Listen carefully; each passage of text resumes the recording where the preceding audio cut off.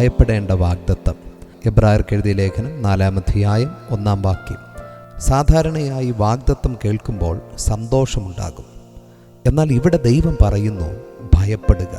ഇത് ഭയന്ന് പിന്മാറുക എന്നല്ല, ജാഗ്രതയോടെ ജീവിക്കുക എന്നാണ്. അതിന് കാരണവും ഈ വചനത്തിൽ തന്നെ പറഞ്ഞിരിക്കുന്നു. ഇത് ലഭിക്കാതെ പോകാൻ സാധ്യതയുള്ള വാഗ്ദത്തമാണ്. ഇത് ചിലർ ആഗ്രഹിച്ചു, എങ്കിലും പ്രാപിപ്പാൻ കഴിയാതിരുന്ന വാഗ്ദത്തമാണ്. അവിശ്വാസികളായി തീർന്ന ഇസ്രായേൽ ജനം ദൈവത്തിൻ്റെ വാഗ്ദത്തമായ സ്വസ്ഥതയിൽ പ്രവേശിച്ചില്ല. എന്നാൽ ആ വാഗ്ദത്തം ഇന്നും ശേഷിച്ചിരിക്കുന്നു. ക്രിസ്തുവിൽ വിശ്വസിക്കുന്നവർ ആ സ്വസ്ഥതയിൽ പ്രവേശിക്കും. ഇസ്രായേൽ ജനം പ്രവേശിക്കാതിരുന്നതിനാൽ മറ്റു ചിലർ പ്രവേശിക്കണമെന്ന് ദൈവത്തിന് ഉദ്ദേശമുണ്ടായിരുന്നു.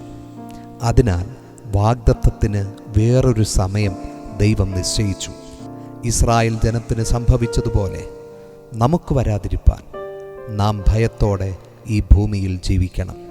പ്രിയമുള്ളവരെ, ദൈവത്തിൻ്റെ വാഗ്ദത്തം മഹത്തായതാണ്. പക്ഷേ അതിനെ അലക്ഷ്യമായി കാണരുത്.